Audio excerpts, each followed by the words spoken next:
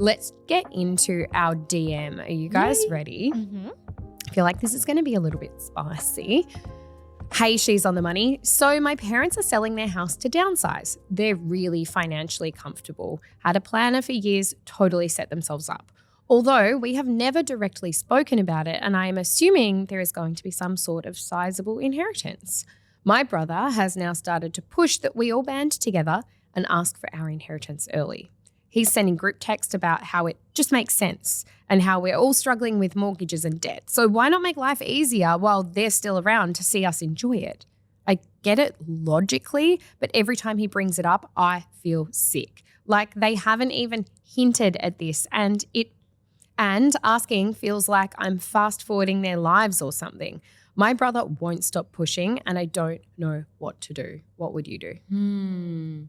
I think I know this is going to sound crazy, but I can kind of understand a little bit because I feel like, for example, I don't think I'll have much of an inheritance, but if I had parents who were really, really well off and I knew that there was quite a big, sum of money that could be coming my way if in the unfortunate event of their passing.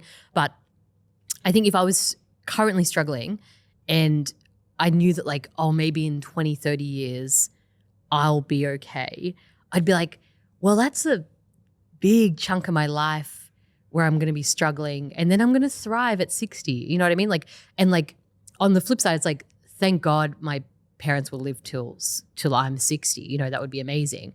So it's a really funny one that you feel really insensitive saying that because it's you would feel blessed to know that the longer you don't get your inheritance, that is a blessing. It's great that everyone's happy and healthy and this is amazing. So 100%. It feels really bad saying that, but to some extent I feel what? Yes, well, if we take the word inheritance out of it, and just you have the capacity to help me, and they don't know that for sure. But if I knew that someone had the capacity to help, my parents had the capacity to help, and they intend to help me after their natural life, I would be like, hey, can you give me a little bit right now? I understand that thought process weirdly, but I would then not call it an inheritance. I would be like, hey, if you look at it like this, some of us are struggling right now. If you can help us right now, cool. If you can't, that's okay. And we'll just see how we go, But yeah, I think honestly the main thing for me is the terminology around it. Is that I just wouldn't be calling it an inheritance anymore because it really does make it quite morbid. I would just be calling it some money that you've put aside for us.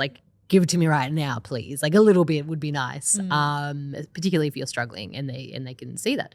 But that's honestly, so I know it's probably really bad to say, but that's I kind of get it. Jess.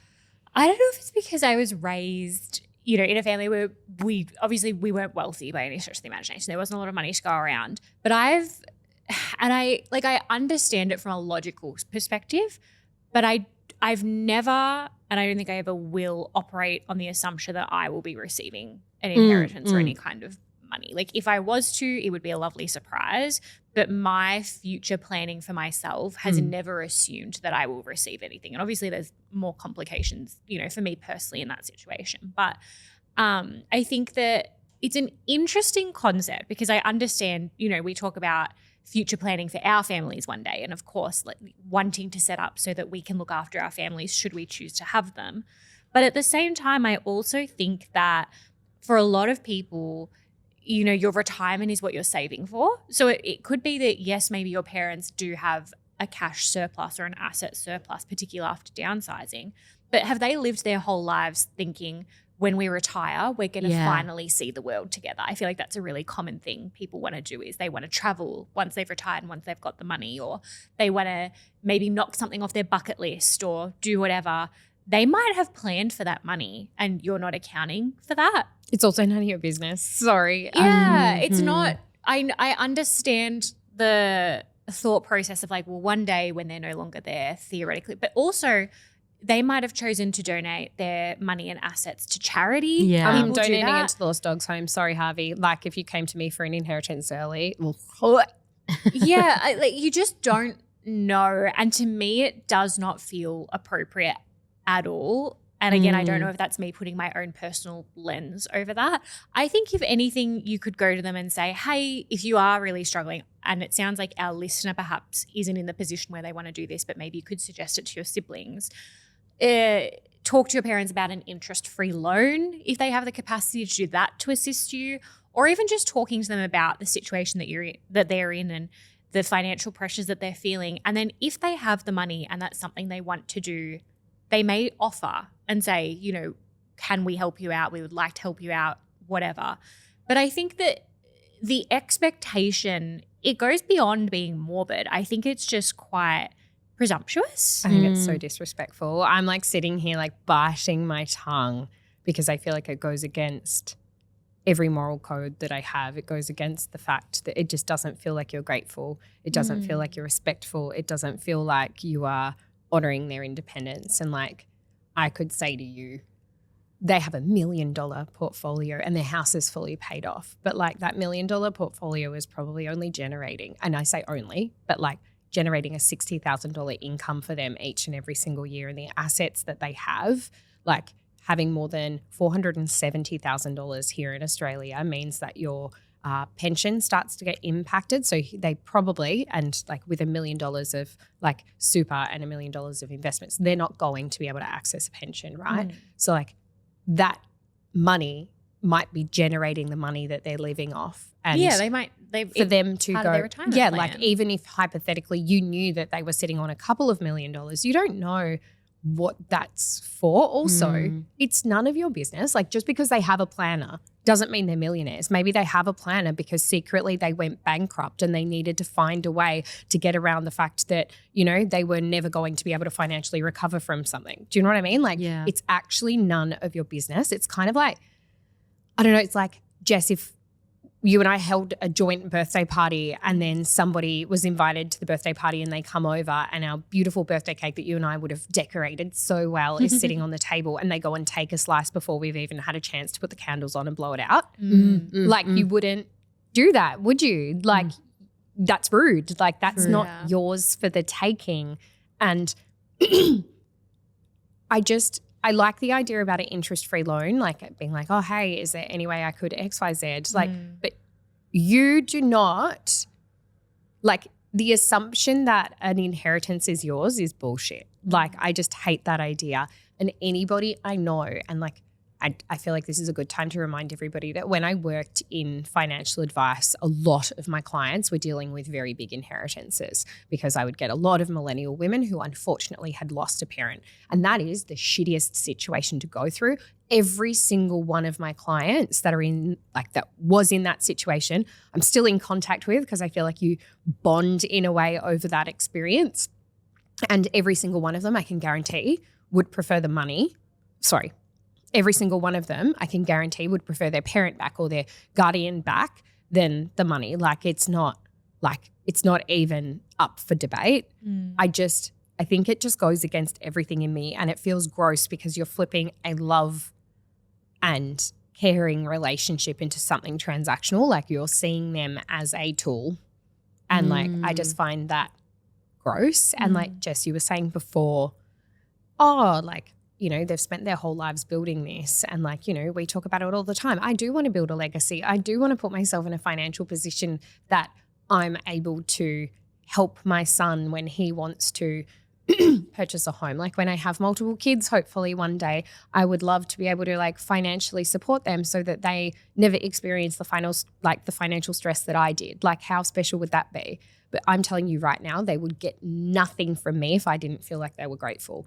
They would get nothing from me if I didn't feel like that was, you know, anything other than care and love and support. That's where it's coming from. So the fact that you're like, oh, well, they've got this money and they've never mentioned giving it to us.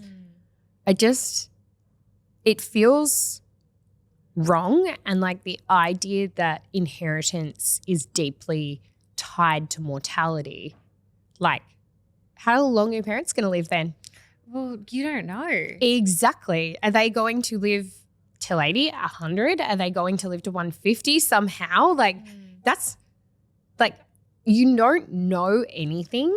And I find it really gross because also financial freedom is something that if you have worked so hard to get there to, just having it in the bank is that security blanket that means, you know what, if one of my kids couldn't afford their mortgage repayments that they have signed up to, I could help them out.